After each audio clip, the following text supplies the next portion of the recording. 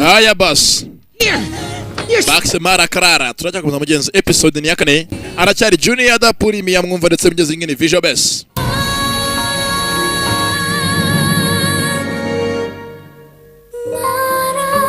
Mara Clara niko bakise iracyari Visual Base guhereza ndetse bigeze ngene Junior mwumva ni mucikwe rero ndetse mugenzi ko mutatu twakibaza niba ababyeyi mugenzi barahagaragaye haracyamugeza amayobera akomeza nimucikwe Max Mara Clara Looks like you have some competition at school. Of course not, Dad. mugenzi amashusho yari yabaye It's really abandi bari batsinze and they all look down on poor people. So who is this new student? mugenzi ko gavuga tukishuri rwose banga abana bakeneye Clara. baranzira That Clara that you're talking about, the one that's bullying you? Do you want me to go to your school and threaten her? Oh, Mom, you don't have to do that. I know you. You can't even scream at a rat.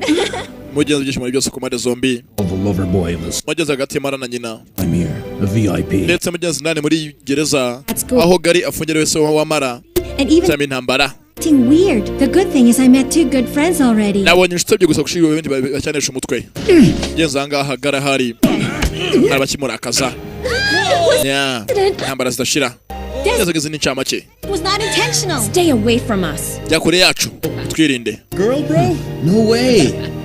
You're not even my type. ntago nagukunda mugenzi uko byagenze ubushize mugenzi kaga cyangwa bushize imiryango yishimye imiryango yombi bakaje mugenzi gusanga bose n'ibyishimo ku mpande zombi gusa mugenzi Clara aranyuza amaso mugenzi bose baje ari mugenzi nawe yabonamo ababyeyi be nta namwe uhari Susan, go and stay. mugenzi gusa amaga kuno Suzana nyina wa Kamara agiye gusa kumwe n'umukobwa we aratambuka bamaga mugenzi imiryango yombi ese yombi reka turebe mugenzi umwana nabwo mudari nyina ureba dutangiye episode ya 4 aracyari mugenzi Junior mwumva basobanurira Junior da Premium aya basi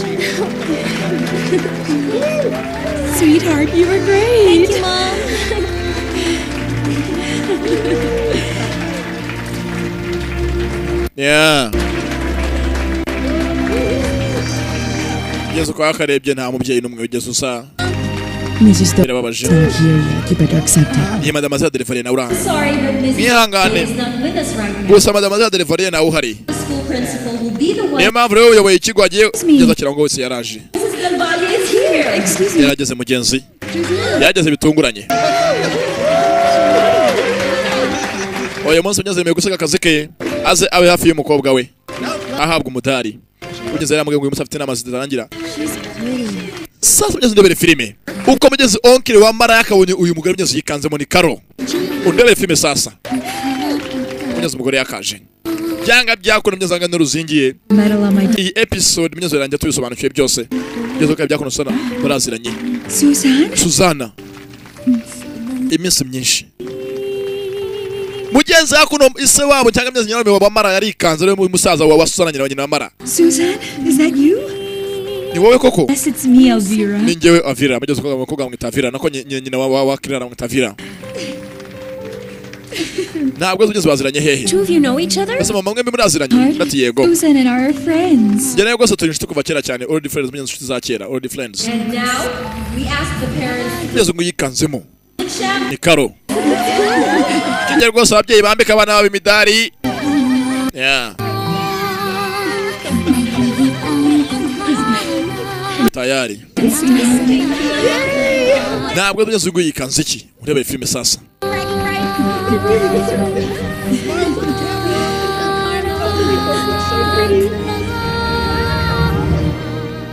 yaracyakomeza mugenzi sasa cyo bageze nakirwa sanga imiryango yose kwakambesa abana babo imidari bafite gutaha I just noticed this, huh? Why are you always in a hurry? And ntabwo usanga ko bakatashye ubwo usanga hari CG rwose ifite ubwenge buke cyane CG we're still having a tour in this rich school? inyamo ni dore tayi nuko rwose yitere tayi ni ya wenyine Mom, you really know the mother of Clara? rwose mama Clara mwari muziranye ati yego I was already working at their house. nari muzi ko cyane nigeze nkora mu nzu y'iwabo nari umupagasi w'iwabo Clara, come here. Clara ngwino hakuno I really cannot believe mugenzi ubwo rero umwana mwiza ni mama Clara bamwisa ngo ni Avira seen each other. How are you? I'm rwose nagonze ko tukongera tugahoranya nawe rwose iminsi myinshi meze ute ndati ndaho It's my daughter. uyu ngo ni umwana wanjye bamwita Mara Meet you. Oh wow, she's very pretty and very. rwose ni mwiza ameze nka nyina afite ubwiza nk'ubwa nyina Hold on. I think I know you. nako nakeka nakuze muko Aren't you the girl that we accidentally... ntabwo ari umukobwa twamennyeho amazi ku muhanda utabishaka. I'm so sorry. Wihangane mwana wa. No problem. Nta kibazo mama. That's why you look so familiar when I saw rwose niyo mpamvu nakubonye mbona ameze nkaho nkuzi. daughter of Susan. Oh, Susan, have you met my daughter? Ese Suzana waba wavuganye n'umwana wanjye? Yes, she was- Bamwita Clara Yego namushuhuje. Dead. Inshuti y'umukobwa wanjye Mara. Baraziranye bombi barigana. Your mother is so beautiful. Oh, Elvira. Avira. CG, the Uyu ni CG. father of Mara. Hello, madam. And that's Carlo. Kandi ngo ni Karo. Musaza wanjye. Carlo, I remember you when Karo ndakwibuka cyane ukiri muto ndakuzi. How are you? Umeze ute? I'm okay. Ndaho mugeze umusore yikanzemo. Ntabwo nzi sasa yikanze kimwe n'ibyo ndebera filime. Susan, Suzanne da I don't want to be late for work. ntabwo nshaka kuza gutina afite kujya mu kazi. Elvira will go ahead, okay? Sare kazi ugende. Oh, wait a minute. We'll be Muberetse gatoya. lunch to celebrate. Ndagira ngo dusangire hamwe nk'umuryango twese kuko wenda abana bacu batsinze dusangire hamwe kwembe turire hamwe. Timing, we'll be eating out too. Let's join them. Bamwe ko reka tujye kurya nawe ntabwo kurya umuntu yabyanga. Dad, Mama Elvira, thank you for the offer. Ye mademoiselle Avira gusa wihangane dufite kugenda. Oya ntabwo ari byo. And besides, what Turazanye kandi abana bacu nabo batsinze nk'abana bacu dufite gusebura hamwe nk'imiryango inshuti z'imiryango. get the That's celebration. right. Come on, Susan, let's join. Ariko reka tujye kurya abana. Clara, join us, please. Clara rwose mu byeme mara tujyane. Mom, Mama can we go with them? twajyana nabo. Carlo, CG is with us. Karo sijya kumwe natwe. You can go ahead. Ntacyo bajya mu kazi nta kibazo. With you. Ntacyo reka tujyane ugeze ni Karo. Ahead, I'll tell them I'll be. Musaza wa Suzana nyina wa Mara. Good. You're all coming. Let's go then. Okay, twese tujye gusangira hamwe bya saa sita by'uyu munsi. Mugenzi bakagiye. Si igintu wateje abantu. Sasa mugeze ngo yahari. Ntabwo nzi yikanze iki. Undebere filime. Elvira, where is Sir Amante? Ese rwose de mana bezate. He's out of town right now on business, and that's why he couldn't come. Yavuye mu gihe impamvu musataje mugeze mu kubaza umugabo we Amande. But he's so very proud of our Clara. Rwose umugabo wanjye yishimiye umukobwa wacu Clara. Clara? Clara. Where is Gary? Ese umugabo we Gary ari hehe? Mugeze Gary bavuga ni se wa Kamara. Gary's in prison. Gary arafunze muri gereza. The police arrested him the day I gave birth to Mara. Bamufunze umunsi nari ngiye kuba nabyara Mara. Oh my goodness. Mpanya gasani. And Yageze bite? very well. Urabizi Everything he can just for his family. urabizi yakora uko ashoboye kose kugira ngo arebe ko umuryango we wabaho. Oh no. Atarabeshya. The truth is, he was selling those drugs Atafata ngo ibiyobyabwenge baramufunga agurisha ibimogi. since her childhood. Kuva kera kiri muto n'undi yajyaga acuruza ibimogi. Ngeze kiravuga bwa ni cya CG. Yeah. That must be very hard for you, Susan. Rwose ajya ntabwo bikoroheye kurera umwana ari wenyine. On your own? Umugabo mutari kumwe. I'm not really alone. I have with me Carlo Mfite musaza wanjye Karo aramfasha. and Gary's mother. Mfite na CG mfite na mabo ko ari mama wa Gary. I thank God that he gave me a good and very bright Kandi daughter. rwose nshimira ko yambaye umwana w'umuhanga, umwana rwose ufite ushoboye ufite umutima ukomeye. Oh, thank you, Mom. Mama murakoze. Susan, Suzanne. where exactly are you working right now? Ese ubu ngubu ukora iki muri iyi minsi? Living, selling, Nyine mbaho turabazunguzayo urabizi. buy every day, most especially that Mara is helping me when she has the Kandi time. rwose ibyo nka byose nyosha Imana nuko umwana wanjye Mara amfasha muri byose aba ahari. To have such a great daughter like Mom Rwose Imana ishimwe bwawe mwana mwiza ushimishije. always depends on her nanny for Upfa ku mwana wanjye njyewe urahanga utafite ikibazo cyo gukora buhora bifashwa n'abapagasi bo mu rugo ngo bamutekere bamukorere byose nta kimwe kwikorera. Well, then you shouldn't have given me a nanny, Nuko right? ntabwo ko yabona nzanya apagasi. Ntukajye ugenda neza abantu. Byose ukamubwira imbere y'abantu. Nakobwa ke. Ngeze nzo ngo umubyeyi. Come on, I love you. Mwana wanjye ndagukunda bivuga gutyo. Kuba mvuze ngo ntacyo na kimwe wikorera suko mvuze ngo ntabwo nagubizi. Nukuganira. I'll just go to the restroom. Namwihanganira kanzakora njye mubwirero ndaje. Tinzo kagagutse ni Karo. Karo ntabwo mugeze ikikanze. Undebere filime. Sigi rwose yikundira kurya no murushye. Kwakaje kunyeza ku ruhande. Undebere filime. Zakona ha wenyine. Yatuka myeze yose amukubira ibyuya. Yeah. Filime raha bayitangiye barabizi. What is this? Ibi ni iki? The punishment? Ese iki ni igihano kweli? Why did you let them cross paths? Ese kuki nabikoze? Why won't I be freed from the sin I have committed? Kuki cyana nakoze n'umushyitsi cy'ikindi kangomba hoke nishyire nizane. Oh goodness, I have to apologize. rwose mwihangane You see, mfite kujya mu kazi kesho nakwebye akazi nza ahangaha gusa mfite kujya mu kazi rwose mwanyihangana ngo twagumanye ntitwagumana nako for this. You're welcome. nta kibazo rwose murakoze cyane Here until next time. rwose mwakoze cyane nawe utamuzanye mudutumire munsi wo kuza kurya nzaza Clara, thank you very much. It was rwose Clara wakoze ati nawe wakoze nawe bikoze byose nice meeting you, Madam Sue. rwose nishimiye guhura nawe Mademoiselle Susanna I'm also glad that I met you, Clara. rwose nanjye Clara nishimiye guhura nawe Oh, before I forget, Mara, ariko mbere ko ngiye nibagirwa you need Mara if you need anything at school. oya rwose ufite ikintu cyose ukeneye ku ishuri uzajya umbwira nzajya ngufasha After all, your mom and I have been through a lot. kuko njye na mama rwose twaciye mu byinshi turaziranye n'inshuti yanjye magara ya kera Much, Madam Elvira. nta kibazo rwose Mademoiselle Elvira nzabikora Okay, Susan? Okay, you take care. rwose Susanna murabeho mugeze ko bakagiye Kinzi baraziranye kera cyane hose gusa mugeze ugataye umutwe ni karo The world bagatashye small. You didn't rwose sigiye kundira kurya n'umurushya tayenge rwose tayenge nka Oscar ntumurushya kunda kurya kandi rwose kucyo yibagirwa kuvuga niko kuba nibyo bari ibanga rye mu buzima bwe And yes, aravuga ikisigaga akaba aryo banga yibagiye kuvuga got what she really wanted. You're right about that. Remember, before when she was visiting us, oh my, I dreamed of being as pretty as her. I just neglected myself. He's crazy. Mom, did she also know who Dad is? ese mama koko bari bose babaza papa ndati yego She knew him pretty well. That's because rwose so yarazanye n'uriya mugore kandi baranakunda ataravuga byinshi mugeze arekeraho ngaho I'm saying mugeze ni sigi what I mugeze ngo gari nako ari wese wamara mugeze kuna n'uriya mugore Avira Uncle, mugeze nabiranje kubivuga you have been quiet since we left. asa kucyo kuva ko so utavuga onkel bise bite wabaye iki namye bagiye gutega katagisi bagende bajye mu rugo Clara, mugeze agatashye will you be okay? I just have to get back to the office. mwana njye gose mfite kujya mu kazi ikibazo baye mu kuzuza ahangaha Congratulations, sweetheart. kandi gose nturakare felicitation mugeze umugore ahora afite akazi ni Avira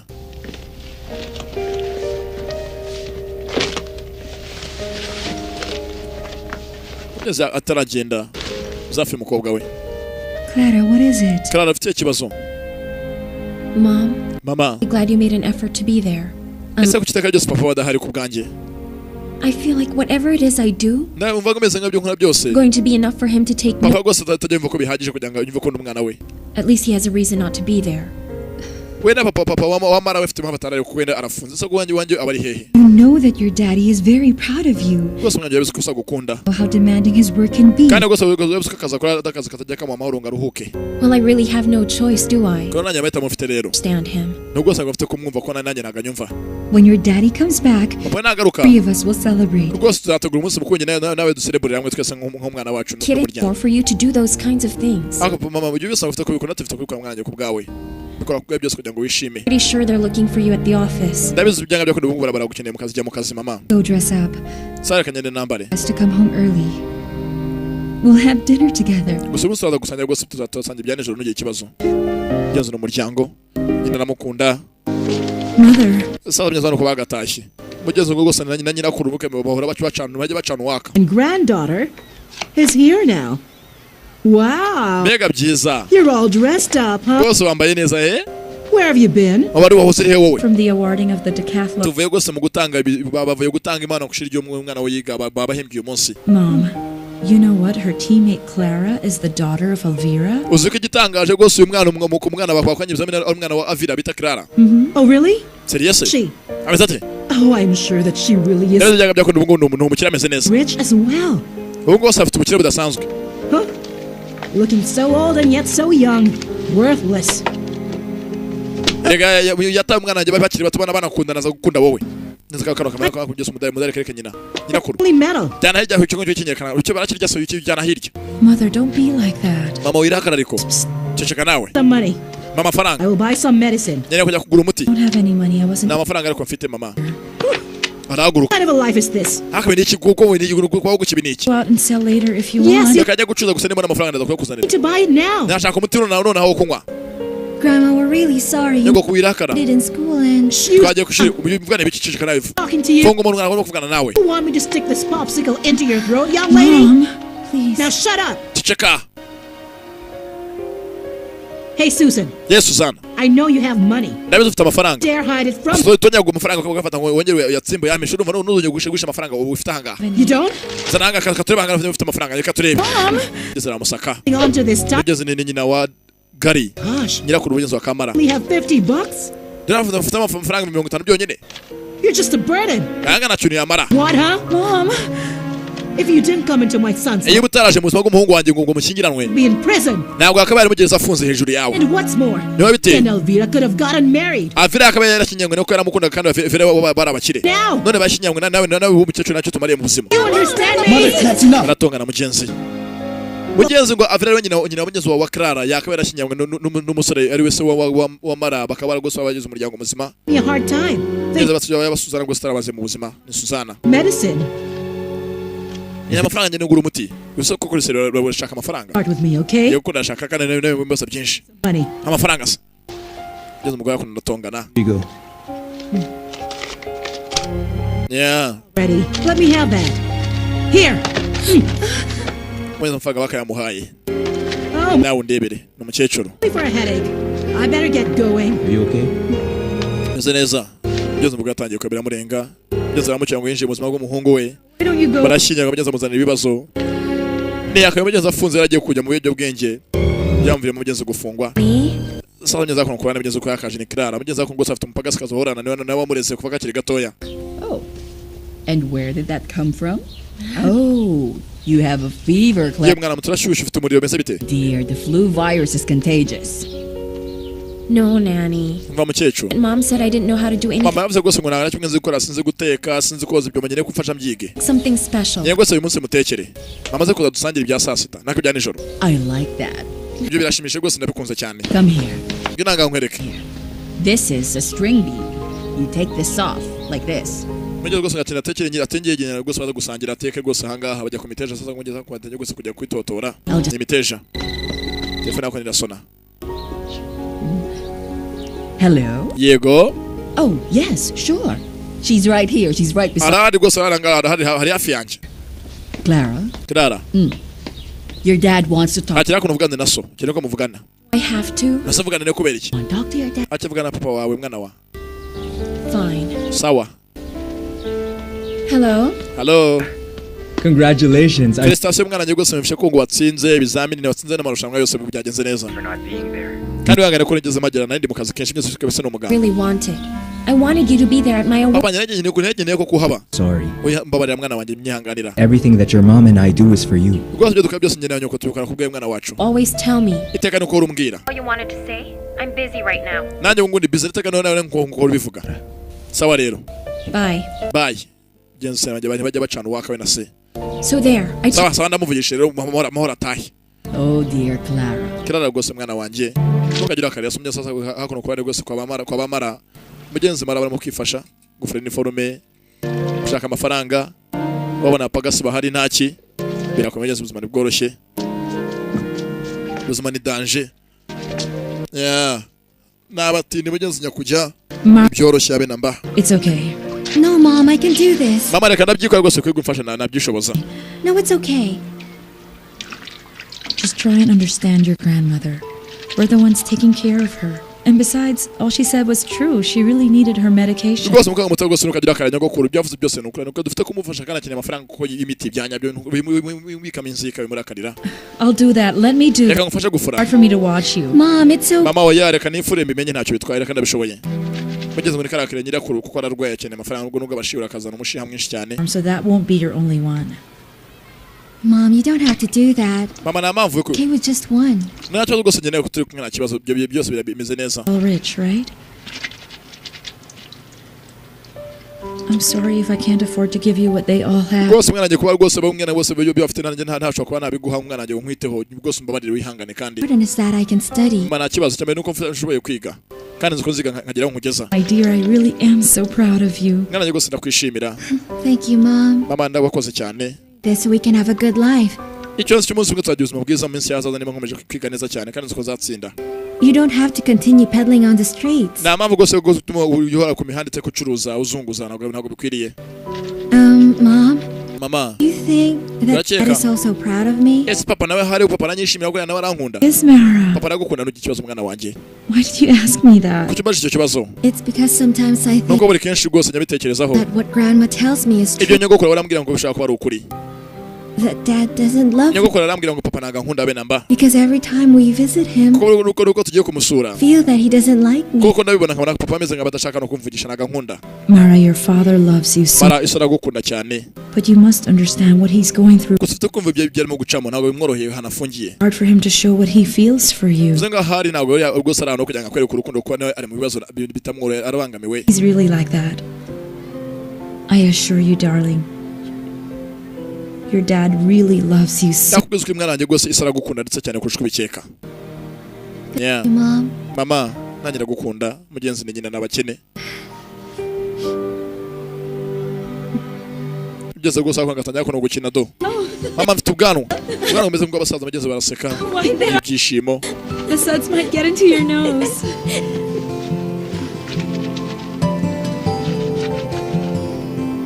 There, Mara was so great.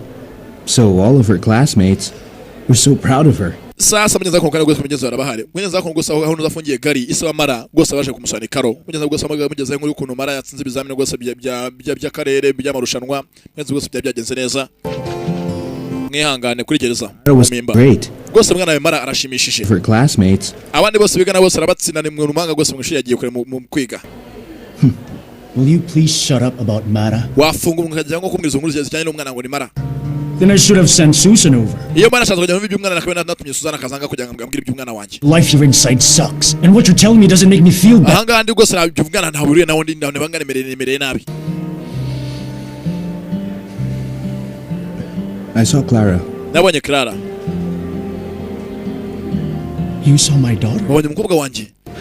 Sasa unyumviye mugenzi filime mugenzi Clara ngo n'umwana w'uyu mugabo urebe filime mugenzi mwitonde mwumva mugenzi amagambo mwitonze navuze mugenzi byaga kunaga n'uruzingiye byange bukora mugenzi muraza gusobanukirwa. Wanted news about her.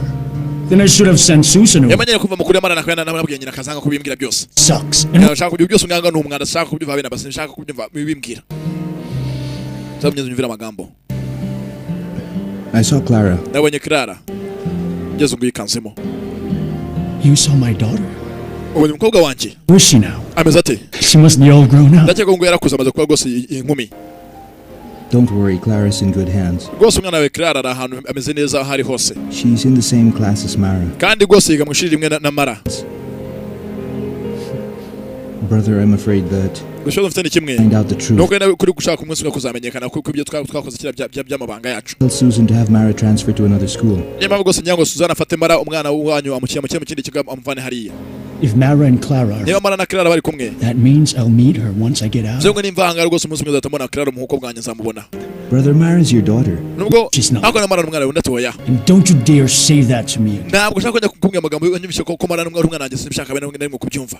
Brother, Mara's a very diligent girl. What else? Rwose muvande Mara n'umwana w'umukobwa ubona ko kagahanga kanyabwenge. Never accept Mara. Ntabwo nzigera rimwe Mara mwemera. Every time I see her, Kandi uko mubonye seeing the life Amante took away from me, binyibutsa ubuzima bw'umugabo wajyana umugore na wanjye nakundaga wajyanye umukunzi nakunze mu buzima bwanjye. Mara will pay for that. Niyo mpamvu Mara byose azabyishyurira. She hasn't done anything to you. Ariko nta kintu kimwe Mara yageze gukora kibi. Thing that happened, well, that's all. Ntabwo yageze ahitamo ko yavutse. Yavutse bisanzwe nk'umuntu wese. She suffered enough now? Kandi yaciye mu byinshi by'ubukene atari kumwe n'ababyeyi be. Till I come out and Nisohoka ahangaha feel and taste it. byose Mara azabyishyurira. Byo nambuwe na se. Filimi ya sasa. Mugeze ko Mara kakana ko mugeze ko bakene mugeze dore Clara hari. Mugeze ngo Clara isu mubyara tumushe mugeze umuntu mugereza bisegara avuga ati niwe mukobwa wanjye nibyare kandi niwe nkunda nshaka kubona mbaye mvuye ahanga ngeze hanze. Filimi ya sasa. You want me to tell the cook to prepare you? Mugeze ko mukobwa muto ya Clara yari rwose yatetse ajya ngo uyu munsi nyina aza kuza rwose asa nk'umukobwa yamutekeye. Cyane ijoro.